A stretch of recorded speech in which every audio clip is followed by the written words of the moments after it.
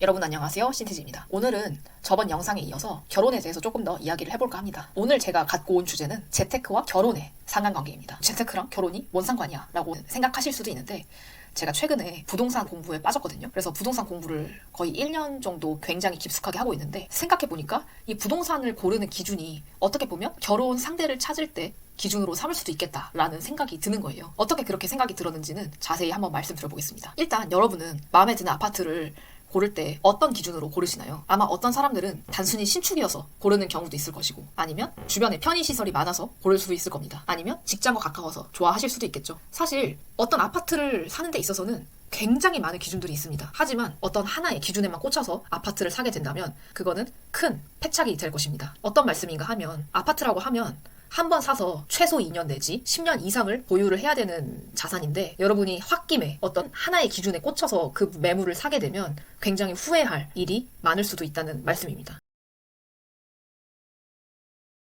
그래서 아파트를 고를 때는 보통 5가지 원칙을 고수를 하거든요. 첫 번째는 충분히 저평가가 되었는가, 두 번째는 환금성이 좋은가, 세 번째는 수익률을 충분히 낼 수 있는가, 네 번째는 원금을 보존할 수 있는가, 다섯 번째는 리스크를 감내할 수 있는가입니다. 자, 한번 이 5가지 원칙을 결혼 상대를 찾을 때 어떻게 대입할 수 있는지 확인을 해보겠습니다. 저는 첫 번째, 리스크 관리에 대해서 한번 말씀을 드려볼까 합니다. 이 아파트를 살 때 어느 정도의 위험이 감수하는가를 꼭 따져보아야 되는데, 저는 결혼할 상대를 고를 때도 꼭 이 리스크를 따져봐야 된다고 생각을 합니다. 그러면 사람을 고를 때 어떤 리스크를 따질 수 있느냐라고 했을 때, 저는 그 사람의 끝을 보았는가를 한번 생각을 해봐야 된다고 생각을 해요. 예전에 장영란 님이 본인 유튜브에서 그런 말씀을 하신 적이 있어요. 어떤 사람과 결혼을 생각을 할 때는 그 사람의 끝을 보고 그 끝을 본인이 감내할 수 있는가 를 생각을 해야 한다고 말씀을 했었거든요. 저도 그 말에 굉장히 공감을 합니다.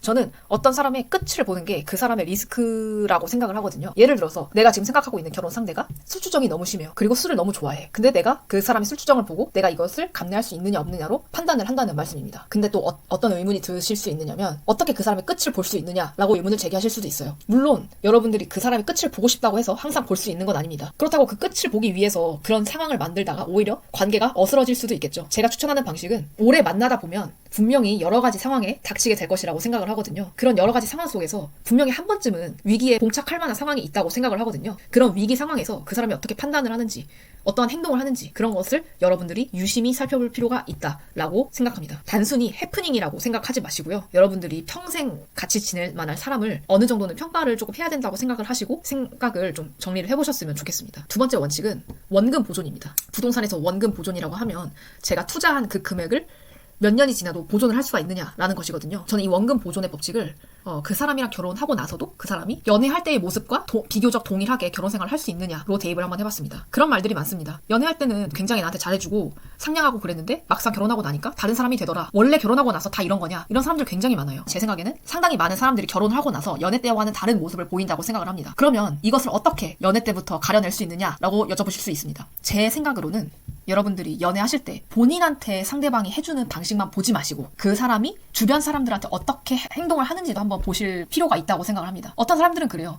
뭐 나한테만 잘해주면 됐지, 굳이 뭐 다른 사람들한테까지 잘해줘야 돼? 라고 생각하실 수 있거든요. 근데 그게 아니에요. 그게 아니고, 여러분들이 결혼하고 막 정말 상대가 편해지고 하면은 상대방의 본색이 드러납니다. 연애할 때는 당연히 콩깍지가 씌이고 상대방을 사랑하고 좋아하는 마음이 큰데 어떻게 막 평소 모습이 나오겠습니까? 물론 나오긴 하겠지만, 사랑에 빠진 사람들은 도파민에 취해서 본인의 모습, 평소 모습보다 최대한 더 그 상대방한테 잘해주려고 합니다. 하지만 그 모습이 그 상대방의 전부가 아니라는 겁니다. 사람들이 결혼을 하게 되면 도파민보다는 그 안정적인 호르몬이라고 하는 세로토닌이 나온다고 하잖아요. 그렇게 세로토닌이 나오게 되면 결국에는 정말 편한 상태로 접어들게 되고, 그제서야 그 사람의 본 모습이 나오게 된다는 겁니다. 그런 본 모습은 사랑에 빠졌을 때 상대방이 본인한테 해주는 행동보다도 평소 그 사람이 주변 사람들한테 어떻게 해주느냐에 따라 그 모습이 그 사람의 본연의 모습이라고 생각을 하시면 되겠습니다. 그렇기 때문에 제가 상대방의 평소 행실에 대해서 잘 살펴보라는 말씀이고요. 네, 세 번째 원칙은 수익률입니다. 아파트를 살 때는 이 아파트가 어느 정도의 수익률을 낼 수 있느냐를 판단을 하는데, 물론 뭐 사람을 보고 수익률을 판단할 수는 없겠죠. 근데 제 생각에는 그 사람과 내가 만났을 때 어느 정도의 윈윈 관계가 될 수 있느냐로 이 수익률을 볼 수 있다고 생각을 하거든요. 저는 대표적으로 홍현이와 제이슨 부부 있잖아요. 저는 이런 부부 같은 경우가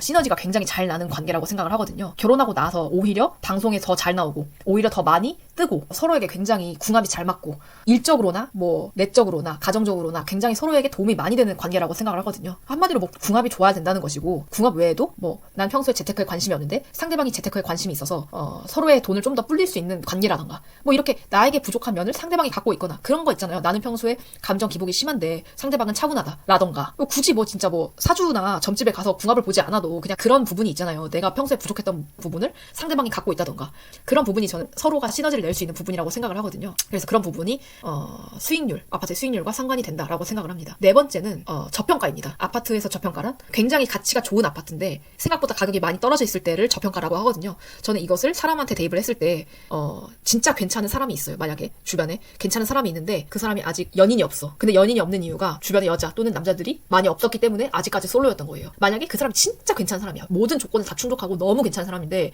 주변에 남자 또는 여자가 있었으면 한 번에 그냥 확 채갔을 사람이라면 그 부분이 전 저평가라고 생각을 하거든요. 만약에 여러분이 그런 사람을 만났다 하시면 여러분이 빨리 채가야죠. 그 사람은 저평가된 상태이니까. 만약에 나 말고도 다른 사람이 먼저 그 사람을 봤다 했으면 그 사람은 이미 결혼을 했거나 다른 사람의 연인이 됐거나 했을 정도의 사람인데, 그렇지 않은 사람이다 하면 여러분이 빨리 채가야 되는 겁니다. 왜냐면 그 사람은 이미 저평가된 상태이기 때문에. 그런 사람들 있잖아요. 딱 봤는데 저 사람 너무 괜찮아. 딱 보기에 너무 사람들이 좋아할 것 같은 스타일이야. 근데 애인이 없어. 그러면 기회인 겁니다. 여러분이 선점을 하셔야 되죠. 저는 이런 식으로 아파트의 원칙으로 사람을 보는 기준도 조금 생각해 볼 수 있다고 생각을 했습니다. 뭐 그렇다고 해서 사람을 정말 아파트 매물 자체에 대입을 해서 물건인 것 마냥 생각을 하는 건 절대 아니고요. 뭐 아파트의 원칙 그대로 적용을 한다는 게 아니라 이런 식으로 활용을 해서 사람한테도 충분히 대입을 할 수 있다라고 말씀을 드린 겁니다. 제가 오늘 이렇게 아파트의 원칙을 사람을 보는 기준으로 대입을 해본 이유는 아마 사람들이 그 기준 잡기를 굉장히 어려워하는 것 같아요. 어떤 사람을 볼 때 제가 명확한 기준을 잡으라고 말씀을 드렸었는데 그 명확한 기준을 못 잡으시는 분들이 많을 거라고 생각이 들어서 이렇게 한번 아파트에 대해서 대입을 한번 해보았습니다. 네, 오늘은 여기까지 마무리하겠고요. 다음번엔 좀 더 재미있는 컨텐츠로 또 찾아오도록 하겠습니다. 감사합니다.